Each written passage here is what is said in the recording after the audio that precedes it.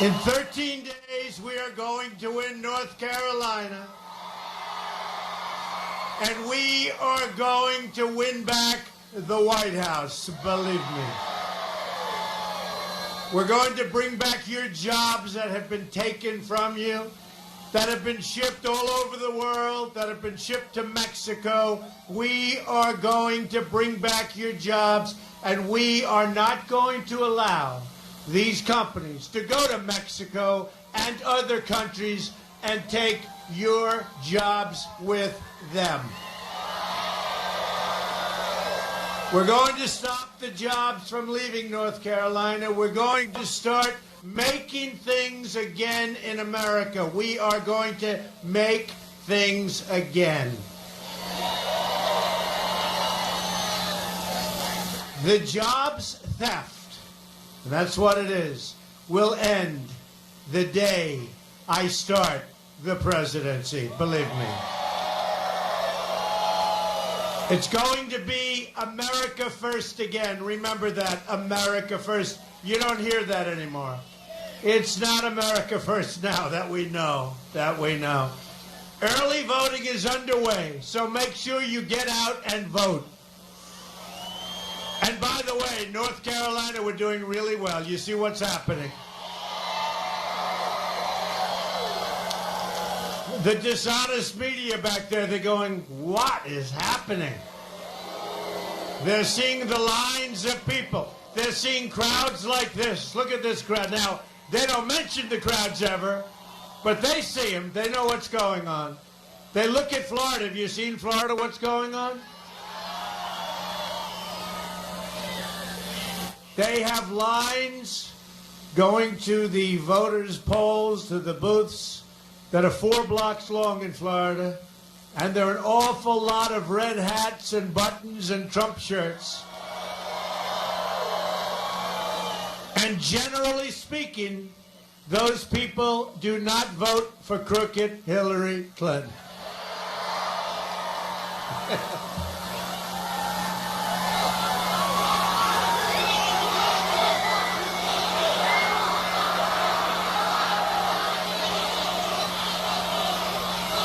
What a group.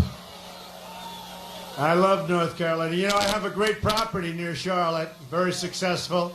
That means I pay a lot of people. I pay a lot of employees, but I'll tell you what, we have great people. This is a great, great state, and we're going to make it even better. We're bringing back your jobs. 75% of the American people think our country is on the wrong track. That's an easy one to figure, isn't it? We're going to fix it, and we're going to get our country back on the right track, and it's going to happen very quickly. Real change begins with immediately repealing and replacing the disaster known as Obamacare.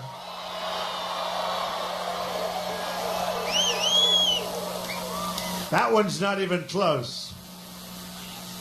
And Hillary wants to double up and triple up. What a disgusting situation. And it was no good. It was no good the day it was conceived. Remember Jonathan Gruber of MIT? He said the American people are stupid to have approved it. Unfortunately, they had an iPhone going. You know, that's nice.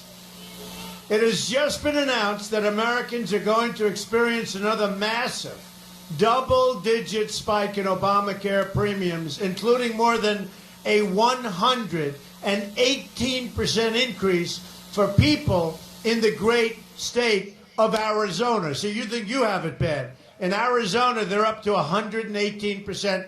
Don't feel bad. You're going to get yours, too. You're through the roof also. But think of it. Numerous places, over 100%.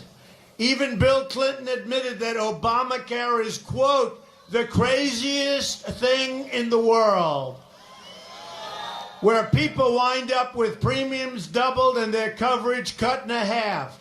Job-killing Obamacare is just one more way the system is rigged. System is rigged, folks. It's all rigged.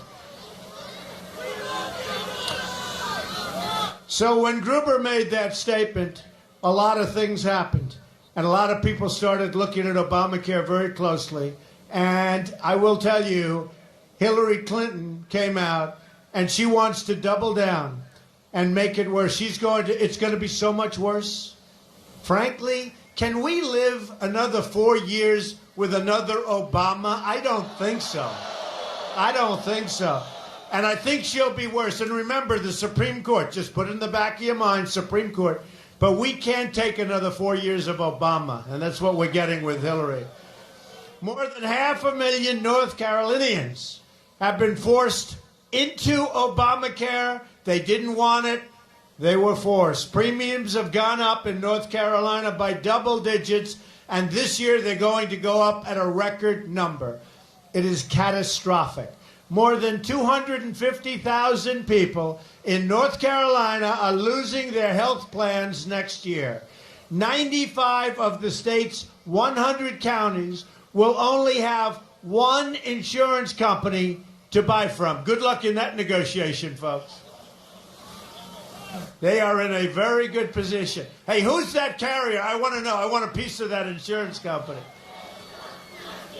Drain the swamp. Look at that sign. Drain the swamp in Washington, D.C. Look at that. You know, I said to somebody the other day, and even today, drain the swamp. We put it in about 2 days ago. I said, drain the swamp. I didn't like it. I didn't like the expression, drain the swamp in Washington.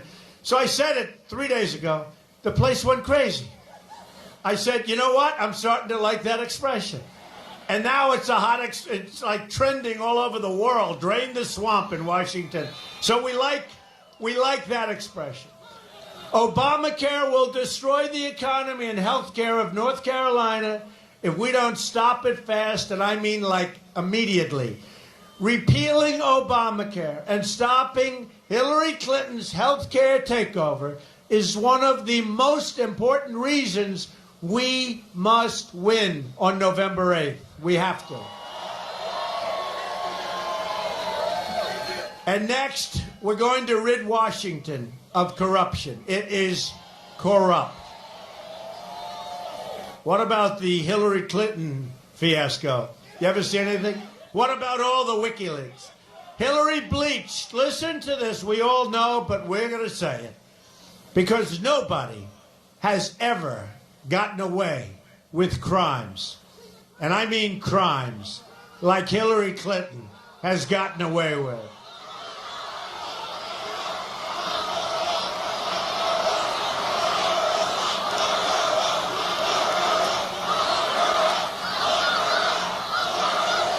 Hillary bleached and deleted 33,000 emails after getting a subpoena. She got a subpoena from the United States Congress. She said, whoa, we have a problem. She deleted and bleached. Nobody bleaches. Sophisticated people said, we've never heard of it. You know why? Because it's such an expensive process. So she deleted and she bleached 33,000 emails. She lied to Congress under oath. She lied to the FBI. She made 13 phones disappear, some with a hammer. Who here has made your phone disappear by hammering the hell out of it? Oh. We got 2. Anybody else? I want to know, sir, what business are you in? Wait till you find out the business he's in. And remember, with the FBI, she couldn't remember 39 times. Oh, that means 39 lies, right? She couldn't remember 39 times. She can remember other things, but not this. The Clinton crew gave more than $675,000 to the wife of the deputy FBI director overseeing the investigation into Hillary's illegal server.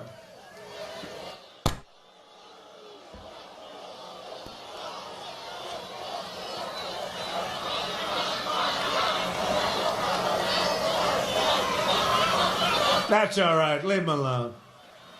That's all right. You know the great thing about that? We have a protester. By the way, were you paid $1,500 to be a thug? Where's the protester? Where is he? Was he paid? You can get him out. Get him out.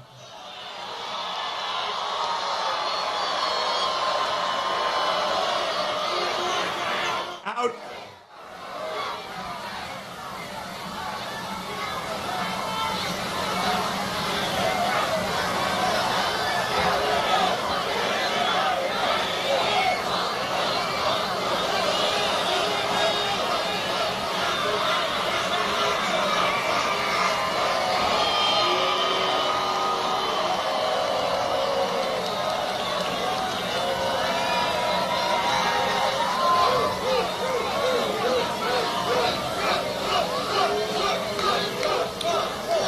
Folks, did you see where through WikiLeaks we found out that Clinton was paying people $1,500 plus an iPhone to go out and be violent at our rallies? Okay? It's a disgrace. It's a disgrace. But I'll tell you what, they found our people are very tough. They found that out. So we also found out that President Obama, in the emails, knew about the server, even though he said he didn't.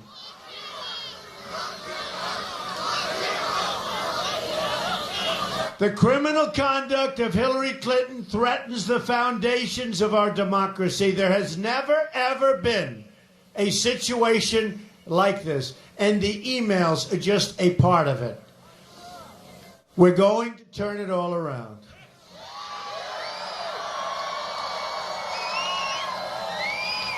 I proposed a contract with the American voter that will give the government back to the people. My contract begins with a plan to end the rampant government corruption. And it is corrupt, and she's perhaps the most corrupt person ever to run for the office of president. She shouldn't be allowed to run. She shouldn't be allowed to run. And by the way, remember just recently, again, the emails, WikiLeaks, Donna Brazil, got the questions for a debate. Got the questions for a debate. Gave the questions to Hillary Clinton. Donna Brazil is under a lot of pressure. Hillary Clinton, did she say, oh, gee, I illegally got the questions to the debate? Call up and have a little conference and say, I'm sorry, I'm a very honest person. I can't do this. No. They only found out about it months later. You're dealing with a very, very dishonest person. I want the entire corrupt Washington establishment to hear and to hear and to heed the words I am about to say. If we win on November 8th, we are going to Washington, D.C., and we are going to drain the swamp.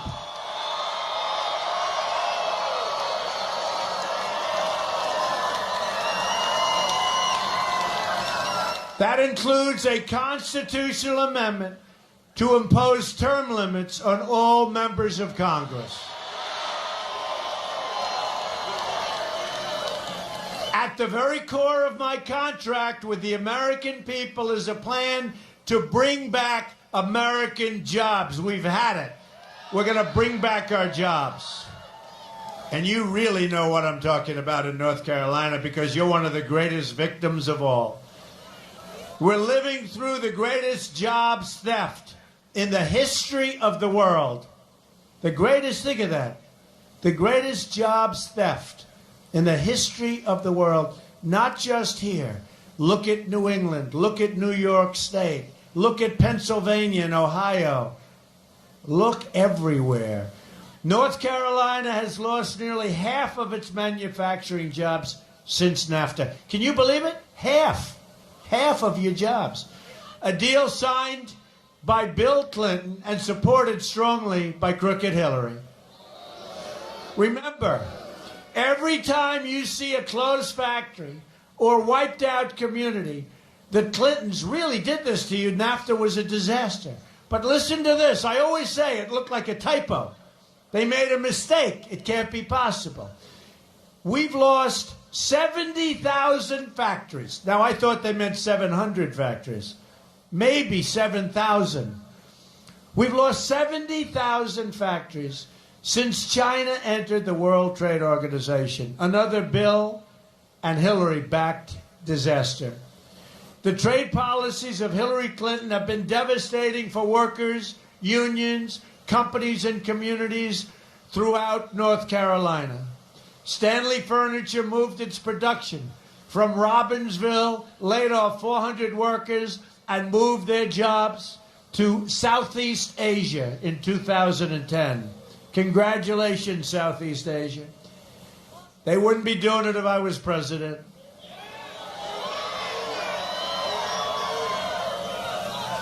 Believe me, when they say we want to send our product, whatever the hell they make, we want to send our product back into the United States. I said, we'd love to have your product, 35% tax. Let's see if you move. They wouldn't be moving.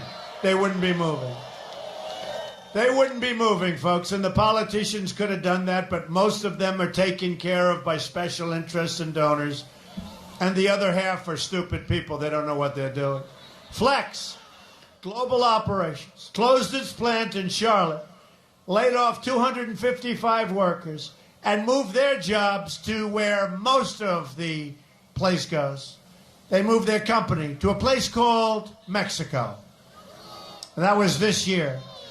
Daimler Trucks of North America laid off 2,771 workers. That's a lot. In North Carolina, in 2016, after opening a major plant in Mexico. Steelcase Inc. shifted its production to Mexico, laid off 264 workers in North Carolina in 2014. Leviton, I buy those switches. I'm not going to buy them anymore. I didn't realize this. I buy a lot of Leviton switches. I'm not buying them anymore. Closed its light switch factory, laid off up to 200 people, and moved their jobs to Mexico in 2009. Dell closed its plant in Winston-Salem and laid off up to 1,000 employees and moved their jobs to Mexico and other countries. I have a friend who builds plants. He is, I believe, the biggest in the world. And I said, how are we doing? He said, Donald, we're doing fine. How's your company? Unbelievable. I said, how's this country, our country, the country we love? And he loves this country. He's an American. How's it doing? Not good. I said, well, how are you doing? Well, he said, I am building the greatest plants anywhere in the world in Mexico. I said, oh, that's great. That's wonderful. Folks, we're going to turn it around, and it's going to turn around so fast. Okay? It's going to turn around so fast. Under my contract, we will immediately bin, and we have to do this. We have no choice. And it's going to be so much fun. I love this. We will immediately begin renegotiating NAFTA. That has been a one-way highway. The money, the jobs, the plants, the factories leave our country. We get unemployment and drugs. So we get the drugs, we get the unemployment, they get the cash, the jobs, the plants. What a disgrace. And you know what? People don't even know it. It's very complex, but they're under a VAT tax system. So it's about a 17, almost 17%. So what happens is every time we make a deal, because we have a different system, we pay 17, they pay nothing.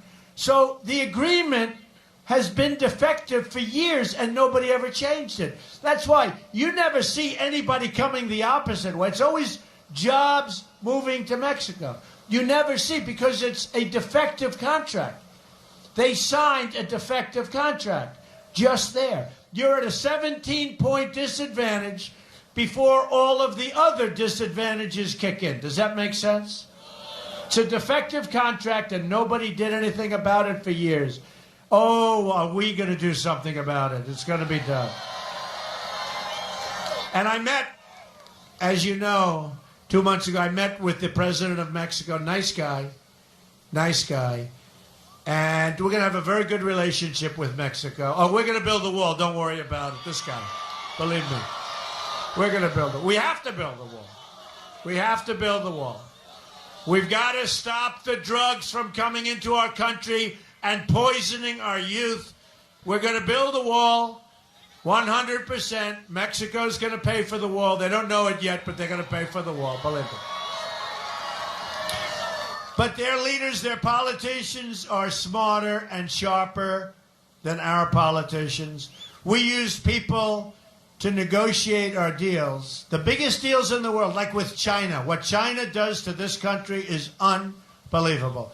We use political hacks to do our negotiating. They have the smartest people. They have like this pyramid, right? From the time they're in first grade, they take the smartest, the smartest, the smartest. By the time they get to the top, you're dealing with very smart people. Unfortunately, they're not dealing with very smart people. And we have a massive, almost $500 billion trade deficit with China. We have an $800 billion trade deficit with the world. That's all going to end, folks. We're going to have free trade, but we're going to have fair trade. It's going to be fair trade. It's going to be a two-way street. And with NAFTA, if we don't get the deal we want, we will terminate NAFTA and get a much better deal for our workers and for our companies, 100%. 100%. And if companies like Carrier want to fire their workers, move to Mexico or other countries, you know, they're in Indianapolis. They fired all of their workers, and it was right around the time of the primary. And boy, I'll tell you, those workers were great. They followed me. They went to so many of our speeches. And remember, that was going to be the great firewall. That was going to be where they were going to stop Trump. Now, I had Bobby Knight helping me. That's awfully good in Indiana. The great Bobby Knight. But we won Indiana in a landslide. And by the way, speaking of Indiana, Governor Mike Pence, great guy. Great. Great guy. Good choice. It's an important choice. Did we pick better than her, by the way? I watched their debate. That one wasn't close, and neither was mine with Hillary. That we beat her badly. We beat her badly. And you saw Biden today, right? Oh, I'd like to get Donald behind the gym. Oh. I dream about that kind of stuff. You know, Mr. Tough Guy. He's a real tough guy, folks. I would dream about that. So they ship their products back into the United States. See, he ought to be tough like that on trade. He ought to be tough like that on so many other things where we're getting ripped off. He ought to be tough like that in dealing with the Veterans Administration because our veterans are being treated so unfairly.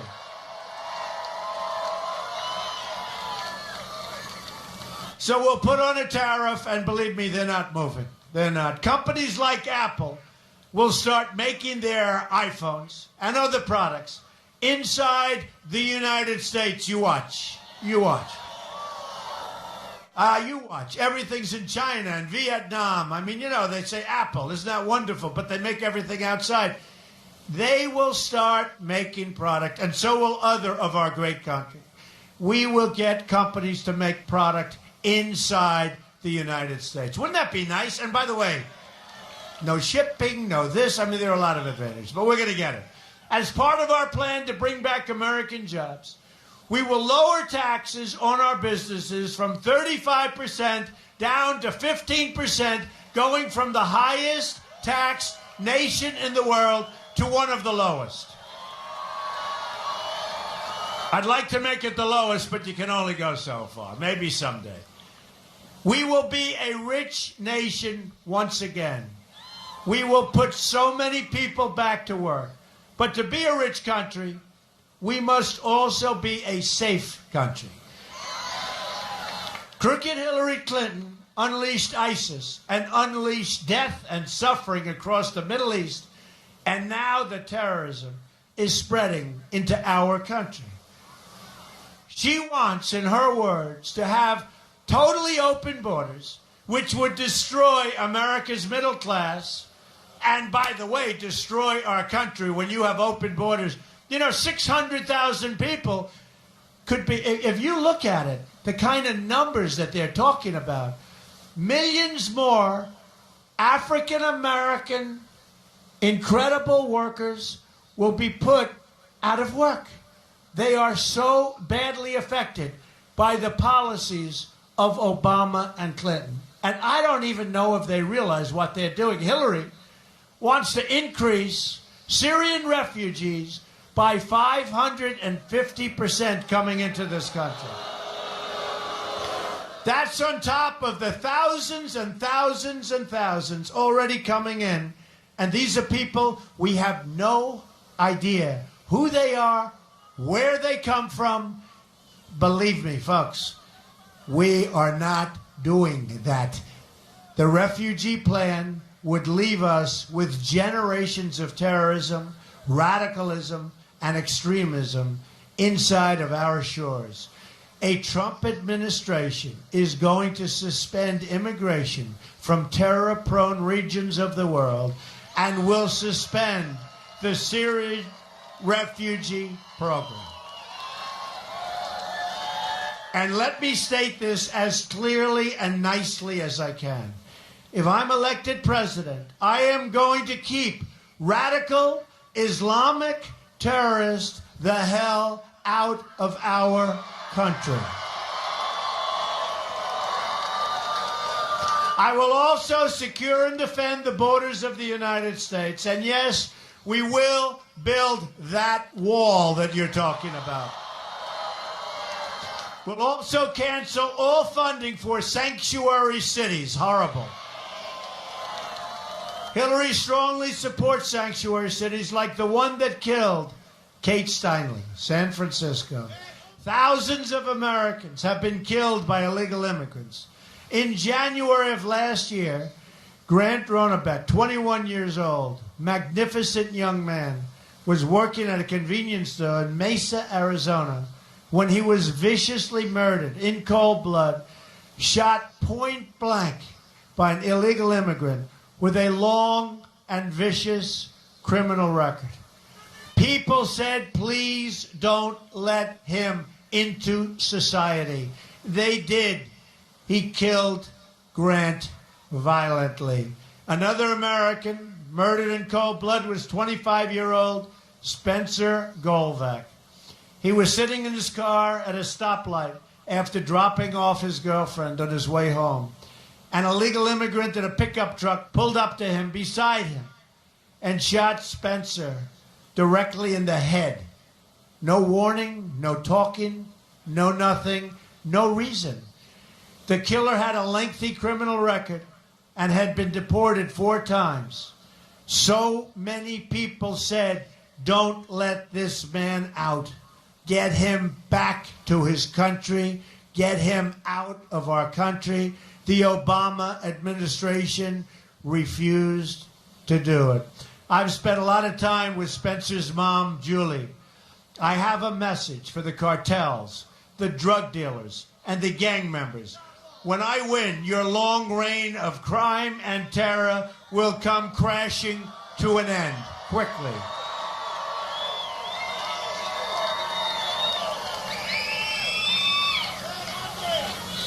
And we have to pay tribute to our great people in law enforcement. These are great people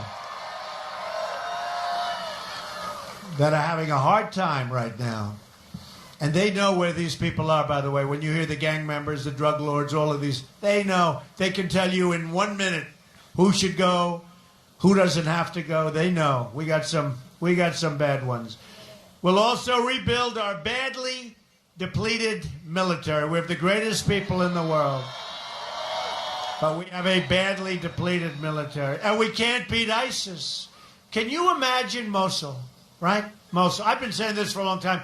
And, you know, somebody like Hillary Clinton said, well, he says he doesn't want to go into Mosul. Look, folks, first of all, Mosul was already captured. It was the way we got out of Iraq. We shouldn't have gone into Iraq, and we shouldn't have gotten out the way we got out. But that's why we're going in now a second time. But why can't we do it, like, secretly, right? Why can't we do this quietly? I've been reading about we are going to attack Mosul now, and you have too, for 3 months. And I'm saying, you know, the element of surprise, right? Right? General George Patton, the element of surprise. He didn't talk. He got the job done. Even after he got the job done, he didn't talk. He didn't want to talk to anybody. The reporters wouldn't like him very much. He was a little rough with reporters. You know, these are the most dishonest people. I'm telling you, these are the most dishonest people on earth. And they are going crazy because they put out these phony polls, and then the real polls come out. So today, Bloomberg has a poll. They're very disappointed. Trump is up in Florida by 2 points. And the lines are a lot more than two. Even 2 points is, forget it. The lines are through the roof. Same thing's happening here. You see what's happening here. The lines, those beautiful, beautiful lines, right? It's happening all over the country. Happening all over. But they're very dishonest people. General George Patton was rough. He was a rough guy. But his people would die for him. But he was a great general. He wouldn't give notice. We are going to Mosul in 3 months. We will attack. We will attack. And some clown from some institute came out today. Why is Donald Trump saying that about Mosul? Hey, folks, I will put my thought process against these people anytime. He's saying it's okay the way they did it. Well, it's turning out, I just saw it on television, it's turning out that Mosul is very, very tough to get. And the reason they wanted to get in is because the leaders of ISIS, they felt, were living in Mosul. But here's the thing. They were supposed to be the JV, according to Obama, remember? They started out as a little group, a little band of men, in this case men. They started out as a little band of men. The JV became a horrible, horrible worldwide threat. And now they are ensconced in 32 nations. And then I hear Hillary Clinton, who I call a very low-energy person. She's going out and saying, what does Donald Trump know about this? Look, folks, when you're looking to take out the people that are leaders of ISIS and they're ensconced in Mosul, you don't announce it 3 months before you attack. You use the element of surprise and you knock the... You say it. What's the word? And you knock the hell out of them. Boy, oh boy, what a bunch of amateurs. We have amateurs in the White House. We have amateurs as leaders. And honestly, I think there's so many things. You could, whether it's the horrible trade deals, the loss of these jobs. We have no growth in this country. You see that. You see the numbers. Our jobs numbers were announced last week. They were anemic. Anemic. No matter what we have, our military is depleted. Our vets aren't taken care of. We have stupid people leading this country. They're stupid people. You know, I'd like to use another word. I went to an Ivy League school. I was a very good student. But there's nothing better than the word stupid to describe these people. I mean, there's just no better word. I know many words. But we're going to change that. North Carolina will be a major part of this rebuilding effort, with new advanced fighters flying from Seymour Johnson Air Force Base.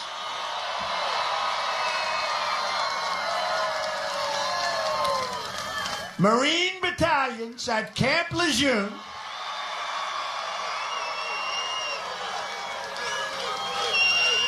And here's a place that a few of you may have heard of. And a very, very beautiful replenished army out of Fort Bragg. North Carolina is also the home to more than 750,000 veterans. And I told you, the veterans are loving Donald Trump. They do polls on the veterans. I'm through the roof. We're going to take care of our veterans for once and for all. It's not going to be talk. We're going to take care of our veterans, our greatest people. We're going to give our veterans the right to see their doctor of their choice. They're not going to be waiting in line for 9 days, dying. 22 suicides a day. These are our great people. 22, think of that. That's an impossible number also to even conceive. 22 suicides a day. They wait in line for 4 days, 5 days, 6 days to see a doctor. A simple procedure or a simple prescription could solve their problem. They don't get to see the doctor. So they're going to have the right, if this happens, to walk across the street, see a private doctor, go to a private hospital or a public hospital, get themselves fixed up, and the United States will pay for the bill, and it's the cheapest thing we can do, and it's the best thing we can do. The veterans love Trump, and Trump loves the veterans, believe me. You better get out and vote. You better get out and vote, veterans, because we're dealing with a bad person. We will also change our foreign policy. And by the way, speaking of the veterans, she said the veterans are being serviced just fine. You know that, right? She is going to do nothing for the veterans, and she's going to hurt your Social Security big league, but she is going to do nothing for the veterans. Hillary Clinton gave us ISIS and threw the Middle East into turmoil. Do you notice? She gave us ISIS. She did. Her and Obama. Now she's telling you, I am going to get rid of ISIS. What the hell did you let him do this in the first place for? She's been there for 30 years. It's all talk with her. Nothing ever happens. Libya, Syria, New York State is a disaster. She said she was going to bring back jobs. It turned out to be just the opposite. So now she wants to start World War III in Syria against the nuclear-armed Russians. Great, great. You ever notice how tough she talks about Putin? Somebody said to me today, a very smart person, great business person, called up and said, you know, I heard her saying about Donald Trump and Russia. First of all, I don't know Putin, have no business whatsoever with Russia, have nothing to do with Russia. And, you know, they like to say, every time WikiLeaks comes, they say, this is a conspiracy between Donald Trump and Russia. Give me a break. You know, number one, they don't even know it's Russia. Who knows? It might be Russia. Could be China. Could be, if you remember Sony, it could be North Korea. It could be a lot of places. But, you know, she always likes to. In the meantime, she gave Russia 20% of the uranium, right? She gave them 20% of our uranium. You know what uranium's used for? For a massive payment. And Podesta has some big deal in Russia, and they always like to talk about Trump. But we learned a lot about them from WikiLeaks. We learned in the emails she said, and she has terrible, terrible instincts. Okay. So John Podesta, her top person, who I wouldn't want working for me, I tell you, he says so many bad things about her. Who minds? You mind if any of your people, like you have a top job, and you have a person, and they call you like not a smart person, you have bad instincts, you don't know what you're doing. I mean, I got to have a couple of these. But John Podesta said terrible things about her. But one of the things he said that was to me the worst, that she has bad instincts. So she's got bad instincts from her top person. Bernie Sanders says she has bad judgment. So who wants a president with bad instincts and bad judgment by the people that know them the best? What are we doing here? All of the following quotes come from either Podesta or Colin Powell. Hey, look, he's another guy. He did a great job, right, with Iraq. There's a guy, Colin Powell. He did a great job with Iraq. They wanted to get away with it. That was one of the quotes. They wanted to get away with it. You know, the whole email scandal. Her instincts are terrible. Apologies are like her Achilles heel. These are all statements made about her. She's totally programmed. She looked programmed. She has no opinion. Sometimes that would be a good thing in her case. Unbridled ambition and greedy. Everything Hillary Rodham Clinton touches, she kind of screws up. Oh, that's wonderful. That makes us feel good, right? To all Americans, I say, it is time for new leadership. Let's get the Clintons out of our lives. Everything will change in November. Just think about what we can accomplish in the first 100 days. We are going to have the biggest tax cut since Ronald Reagan. We will eliminate every unnecessary job-killing regulation which is destroying our businesses. We will provide school choice and put an end to Common Core. We're going to bring education local. We will rebuild our very depleted military, and we will take care of our vets. We will support the men and women of law enforcement. We're going to save, this is a big one for North Carolina, we're going to save our very, very troubled Second Amendment. It is under siege. And we will appoint justices to the United States Supreme Court who will uphold and defend the Constitution of the United States. Today I was in Washington, D.C., where I just finished building. This is before I started running for president, okay? Just so you understand. But I have a great, probably the best piece of land in Washington, one of the great pieces of land, the old post office. And I'm very proud of it. It's a great building. We built it into a hotel. It's on Pennsylvania Avenue, right between the Capitol building and the White House, right smack in the middle. If you're in the real estate business, there's an expression. Always try and get the post office because they were there first. It's the best located. So it's this incredible building. And we had the opening of Trump International Hotel. Now, I've been campaigning, and you've seen that. In fact, even the press is amazed. They are exhausted. They follow me 7 stops, 8 stops, 5 stops, 3 or 4 of these a day with crowds. Last night we had 25,000 people in Florida. We had 19,000. We had 12,000. We have the biggest crowds because you know what? We have a movement like nobody has ever seen before. Nobody. The pundits, Bill O'Reilly, but many of the pundits said it's the greatest, single greatest political phenomena they've ever seen. So I built this building. Now you have to understand, I never practically go home. I work all the time. Hillary makes a little speech. She reads her teleprompter, gets in a plane, goes home, and starts sleeping for 3 days. So you know what I thought I'd do? My kids were in charge, Ivanka, Don, and Eric. Good kids. They're good kids. So I thought I'd take an hour or two and run in and cut the ribbon with them at the building. To show you how low she is, she comes out and says, Donald Trump took time off from the campaign to open a hotel. Okay.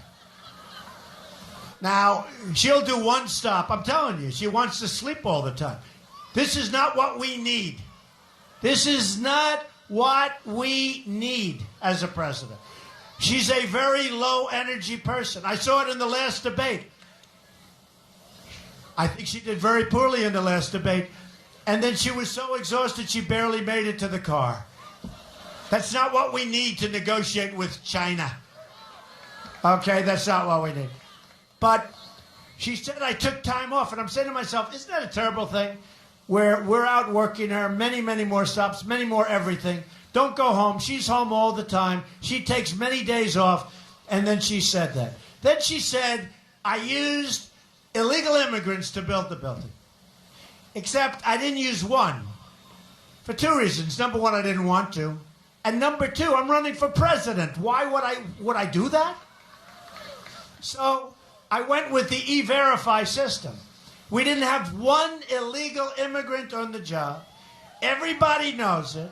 Nobody was hired. And believe me, we could have hired plenty. They're all over the place. They are all over the place.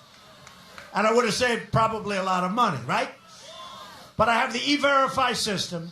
I didn't hire one illegal immigrant to build Trump International Hotel on Pennsylvania Avenue. And then I see her, and then I see crooked Hillary saying he used illegal immigrants. They will say anything, folks. But the reason I did it, two things. When you have good children, you have children, good or bad, you want to support your children. My children worked very hard on that project.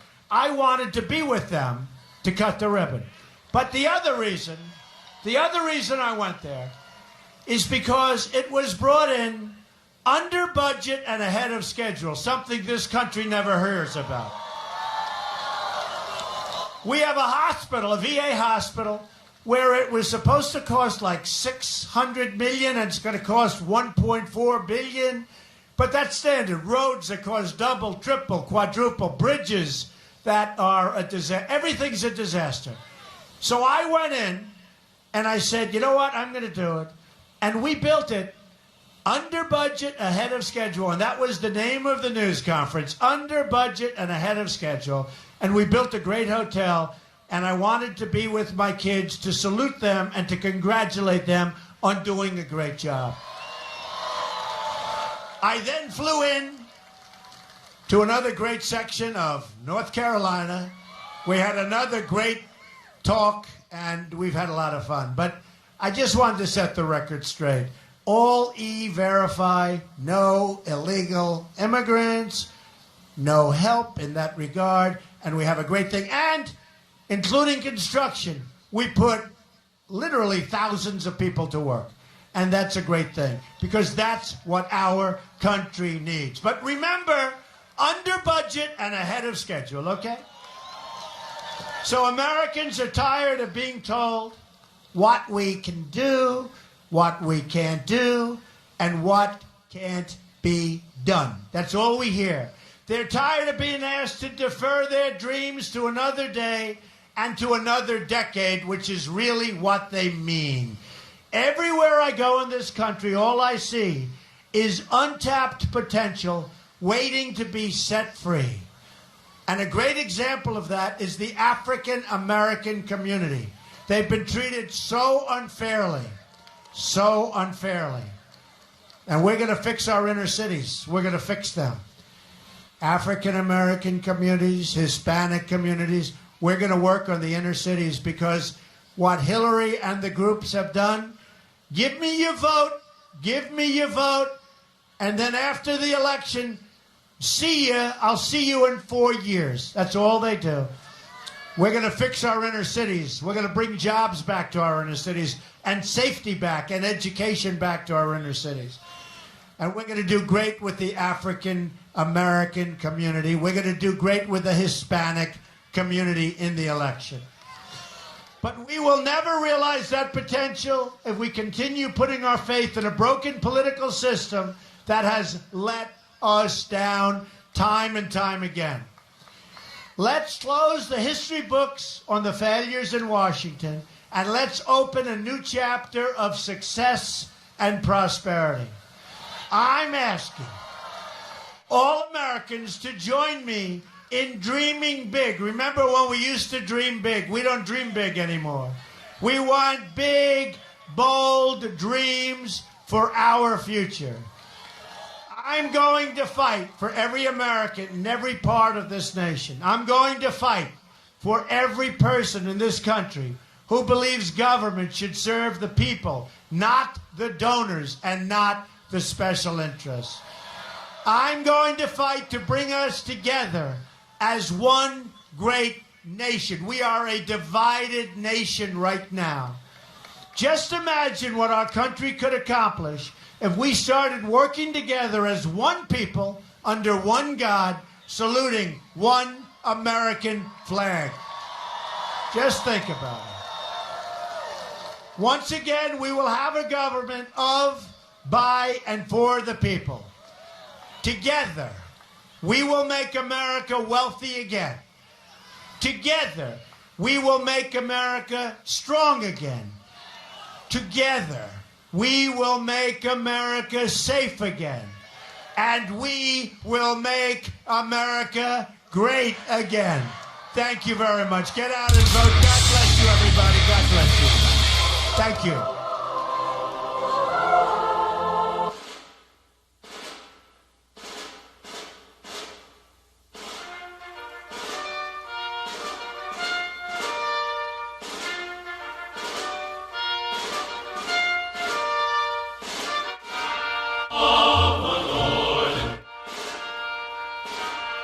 Mine eyes have seen the glory of